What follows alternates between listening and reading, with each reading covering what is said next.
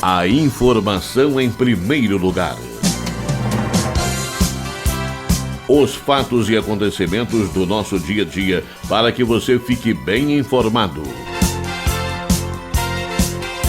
O que acontece no mundo, no país e em sua região. A partir de agora está no ar. Liderança Notícias. O melhor do conteúdo jornalístico em um tempo em que a credibilidade da notícia é o que mais importa. Liderança Notícias. Agora, na Liderança FM.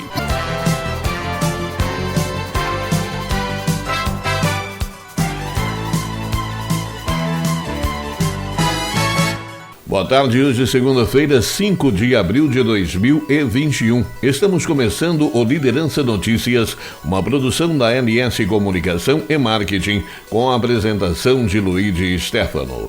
Confira os destaques desta edição. Nova lei aumenta em 5% o limite de crédito consignado para aposentados e pensionistas. Belo Horizonte tem 151 pessoas na fila à espera de leito de UTI. Índia bate recorde, registra mais de 100 mil casos diários de Covid-19. Profissionais da saúde enfrentam exaustão e medo durante pandemia. Novo auxílio emergencial deverá injetar 44 bilhões na economia. Promotor é preso em Belo Horizonte em investigação sobre a morte da esposa. Estas e outras informações a partir de agora no Liderança Notícias, que está começando. Liderança Notícias. Jovens cruzam fronteira com Uruguai por vacina contra a Covid-19. Na tarde desta terça-feira, 30 de março, Abel Pérez, de 18 anos, recém-completados, tomou a primeira dose da vacina contra a Covid-19. Ele mora em Santana do Livramento, no interior do Rio Grande do Sul, na fronteira com o Uruguai, e foi ao país vizinho para se vacinar. Filho de uma uruguaia, Abdel é um exemplo de doble chapa, como são chamados na região os brasileiros descendentes de uruguaios que têm dupla cidadania. Assim como ele, brasileiros com mais de 18 anos e que possuem cidadania uruguaia podem ser imunizados contra o novo coronavírus no país vizinho. Não é necessário ser profissional de saúde ou fazer parte de algum outro grupo prioritário. Enquanto o Brasil caminha a passos lentos na imunização contra a Covid-19, o Uruguai tem avançado rapidamente na imunização de seus habitantes. O país vizinho planeja vacinar cerca de 70% de seus quase 3,5 milhões de moradores até o fim do primeiro semestre deste ano. Diversos moradores de Santana do Livramento têm se vacinado em Rivera, no Uruguai. Na cidade brasileira, de cerca de 76 mil habitantes, muitos moradores têm dupla cidadania. Há também vários uruguaios que vivem no Brasil e foram ao país de origem para serem imunizados. Brasileiros que trabalham no Uruguai também estão sendo vacinados lá. A vacinação na fronteira brasileira é considerada fundamental pelas autoridades uruguaias em virtude do atual cenário da pandemia no Brasil, com sucessivos recordes de mortes e casos. Prazo para rádios AM solicitarem migração para FM termina dia 8 deste mês. Confira a reportagem. No dia 8 de abril encerra o prazo para que as emissoras de rádio AM façam o requerimento para migrar para a frequência FM. Para a emissora com interesse, é preciso entrar no sistema eletrônico do Ministério das Comunicações e solicitar a mudança. Os interessados devem ficar atentos aos prazos de todo o procedimento e à documentação exigida para a adaptação da outorga na nova faixa. Entre as exigências estão a prova de regularidade fiscal em todas as esferas de governo, federal, estadual e municipal, prova de regularidade do recolhimento de recursos do Fundo de Fiscalização das Telecomunicações, prova de regularidade relativa à Seguridade Social e ao Fundo de Garantia do Tempo de Serviço e a prova de inexistência de débitos junto à Justiça do Trabalho. Se houver alguma pendência, o requerente tem até 30 dias para corrigir as irregularidades. Se o requerimento for negado ou a empresa interessada não pagar o valor referente à adaptação da outorga, a rádio continuará no chamado lote residual, onde as emissoras aguardam pela disponibilidade de um canal.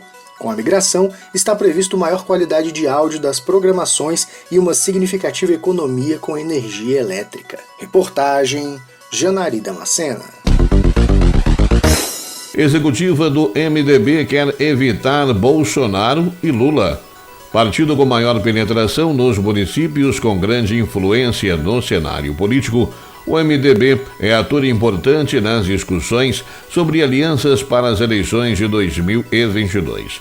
O apoio da sigla é cobiçado pelos principais pré-candidatos à presidência da República que buscam compor com forças de centro para fugir da polarização entre direita e esquerda, rejeitada por grande parte dos eleitores. Abordada por outras legendas, a cúpula MDBista se mostra alerta ao diálogo, mas tem insistido que poderá ter candidato próprio na corrida ao Planalto. O MDB, mesmo tendo perdido 260 prefeituras nas eleições do ano passado, segue no comando do maior número de municípios do país, 784, incluindo 5 capitais. Além disto, é forte também no Senado, onde tem a maior bancada. São 15 senadores, incluindo os influentes Renan Calheiros, Simone Tebet, Eduardo Braga e Fernando Bezerra Coelho. Fora do Congresso, o partido conta com os ex-presidentes José Sarney e Michel Temer, não menos relevantes. O MDB está na mira do presidente Jair Bolsonaro sem partido, que busca ampliar sua base de apoio para além do centrão, em um momento de enfraquecimento político e de queda da popularidade. Ao mesmo tempo, neste movimento, o chefe do executivo tenta compor com forças moderadas para afastar rejeições e atrair votos também fora dos círculos bolsonaristas radicais, que não passam dos 30% dos eleitores. Na recente mini-reforma ministerial promovida por Bolsonaro, chegou a ser aventada a possibilidade de oferecer ao MDB a Secretaria de Governo, responsável pela articulação com o Congresso. No entanto, 2 obstáculos inviabilizaram esta tentativa de aproximação. De um lado, as conversações que o partido tem mantido com setores da oposição ao governo, como o PSDB. De outro, a pressão do Centrão, que cada vez mais dita as regras do Planalto e conseguiu emplacar a deputada Flávia Arruda, do PL do Distrito Federal, no comando da secretaria. Nova lei aumenta em 5% o limite de crédito consignado para aposentados e pensionistas. Confira a reportagem. Forças de segurança começam a ser vacinadas em Minas. Minas Gerais deve iniciar esta semana a imunização dos profissionais das Forças de Segurança, Salvamento e Forças Armadas, já que o setor foi incluído na lista dos que devem ser vacinados com as mais de 1 milhão de doses que chegaram ao estado na quinta-feira, 1º de abril. A remessa permitirá a ampliação da vacinação, incluindo idosos entre 65 e 69 anos, e que seja dada prioridade aos policiais federais, militares, civis e rodoviários, bombeiros militares e civis e guardas municipais. A Secretaria de Estado de Saúde de Minas informou que dentro do grupo haverá ainda outros critérios de prioridade: trabalhadores envolvidos no atendimento e transporte de pacientes, resgates e atendimento pré-hospitalar, ações de vacinação contra a Covid-19, ações de vigilância das medidas de distanciamento social com contato direto e constante com o público independentemente da categoria. De acordo com a Associação dos Praças Policiais e Bombeiros Militares de Minas Gerais, mais de 7 mil militares testaram positivo para a Covid-19, dos quais 155 morreram em decorrência da doença. Como o Ministério da Saúde já previa esses trabalhadores como prioridade na vacinação e as prefeituras têm autonomia para gerir suas campanhas, algumas cidades já vacinaram este público. Belo Horizonte tem 151 pessoas na fila à espera de leito de UTI. A pandemia da Covid-19 em Belo Horizonte apresenta números cada vez mais alarmantes. Na manhã deste domingo, 4 de abril, 151 pessoas aguardavam um leito de UTI na cidade. Outros 75 estavam à espera de uma vaga nas enfermarias. Os dados fazem parte dos argumentos do recurso movido pela Procuradoria-Geral do município para derrubar decisão liminar do ministro Cássio Nunes Marques do Supremo Tribunal Federal. A determinação autoriza a realização de cultos e missas presenciais em todo o país. O Executivo Municipal não atualiza os indicadores da pandemia desde a última quinta-feira. Naquela data, a cidade computava 2 estatísticas na zona crítica da escala de risco: as ocupações dos leitos de enfermaria e de UTI para a Covid-19.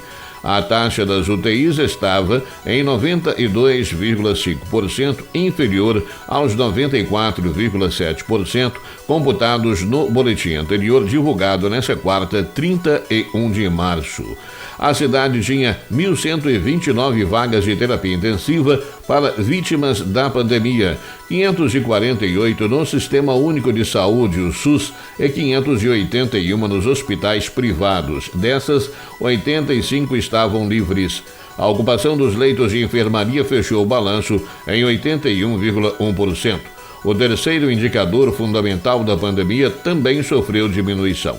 O número médio de transmissão por infectado caiu de 1,08 para 1,06, mas se manteve na zona de alerta da escala de risco.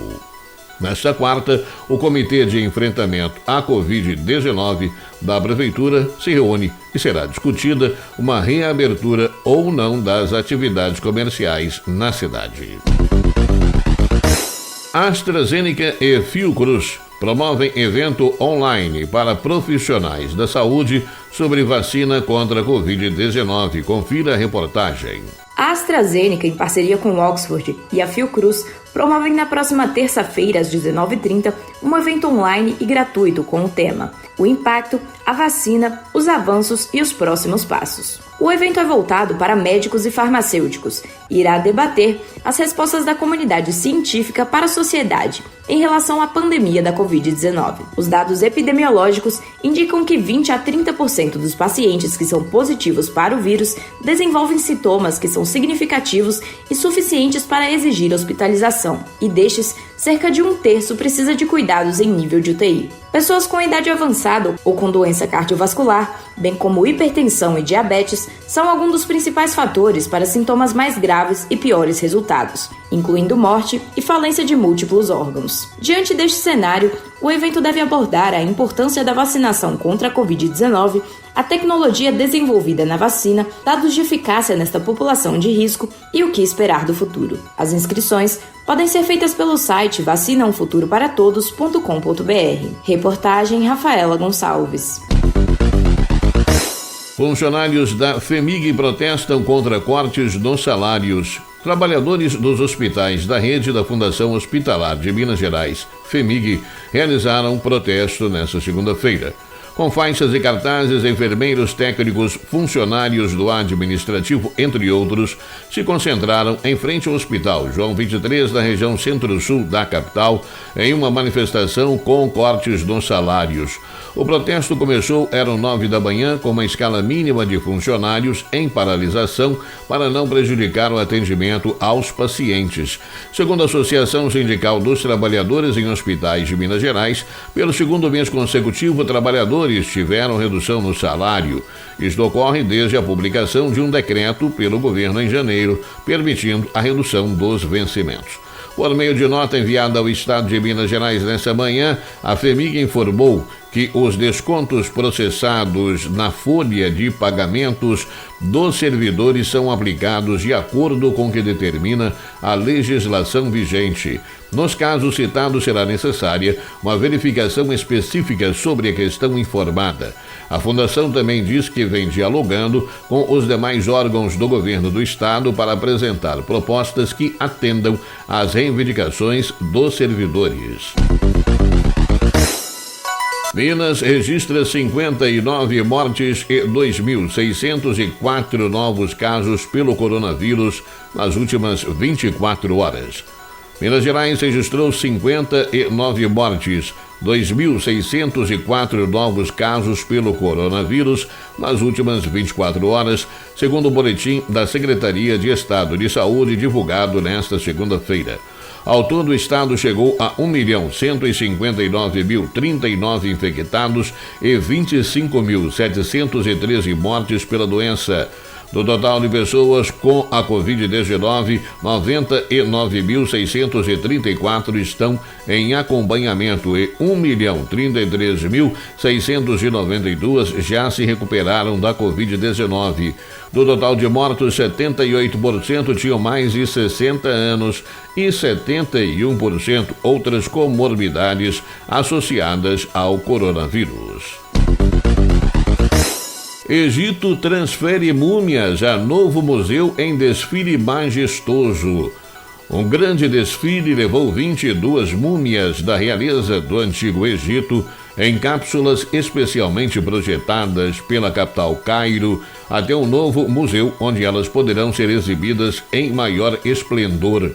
O comboio transportou 18 reis e 4 rainhas, a maioria do Império Novo, do Museu Egípcio da Praça Tahrir, no centro do Cairo, para o Museu Nacional da Civilização Egípcia em Fustat, a cerca de 5 quilômetros de distância.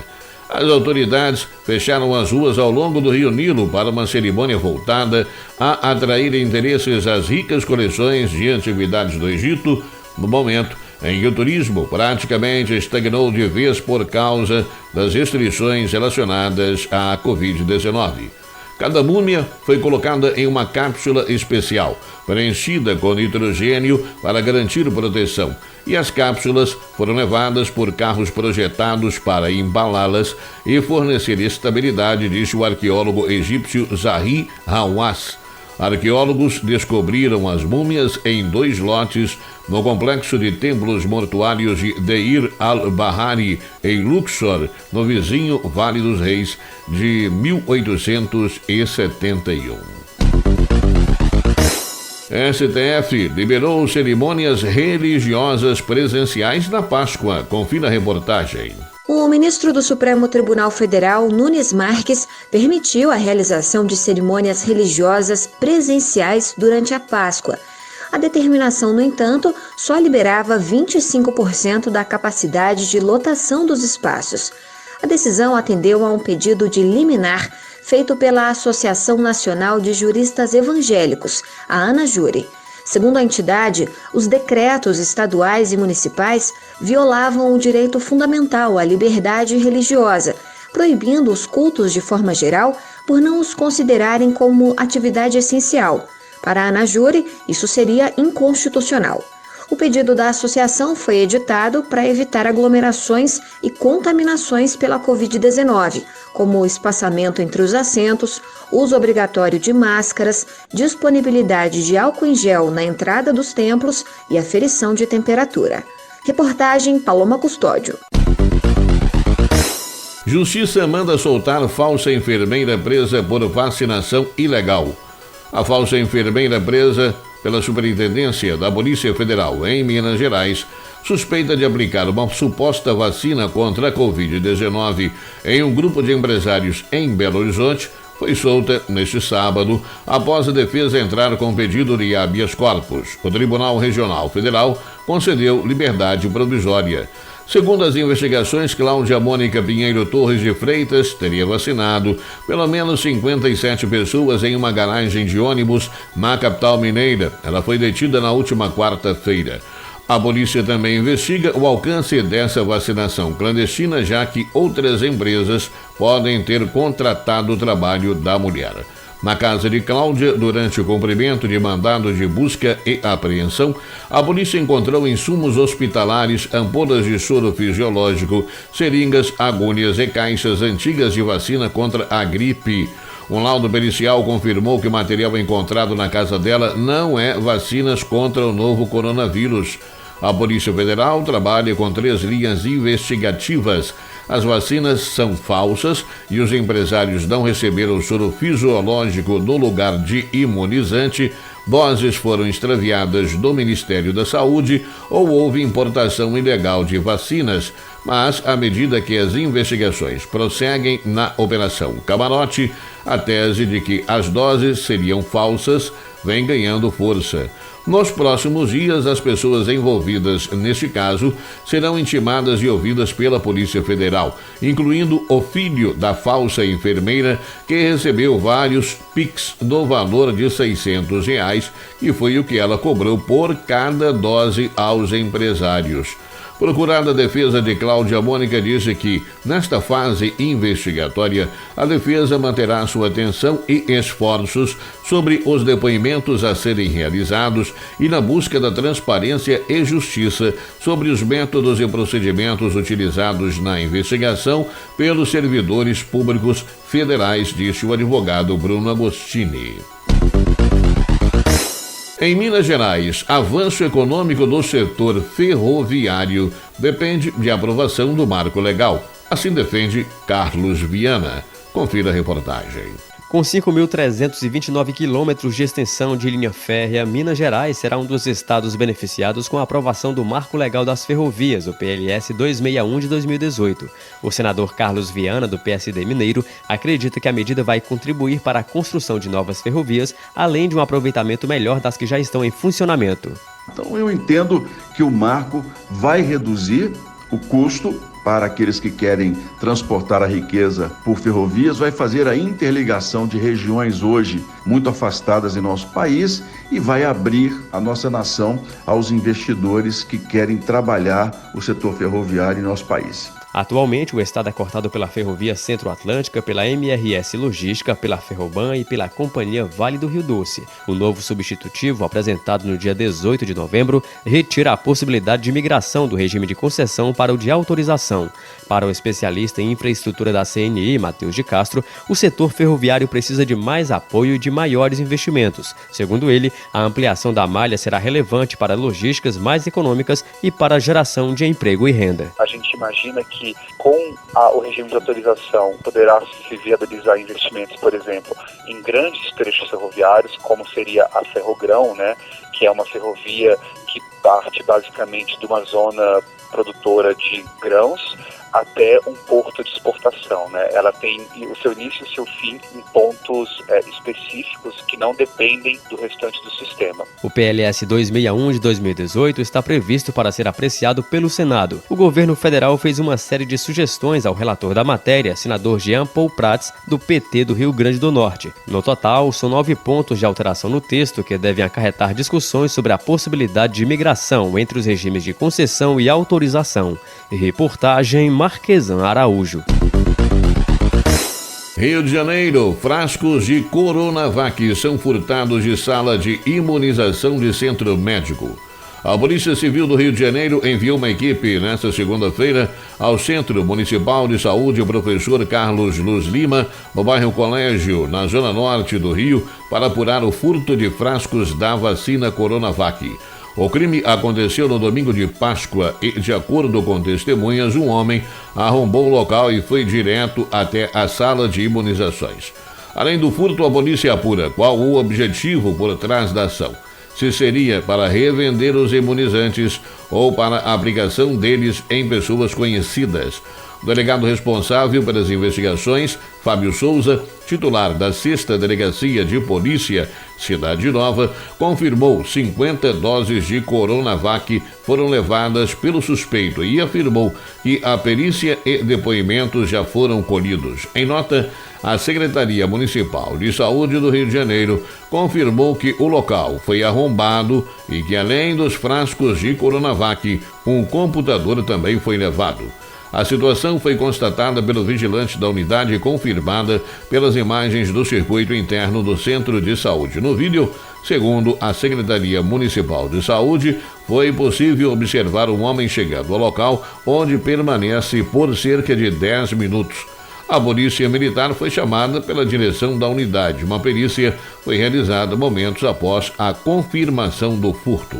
Auxílio negado. Saiba como recorrer e pedir o benefício. Confira a reportagem. Mais de 28 milhões de pessoas ficaram de fora da nova rodada do auxílio emergencial.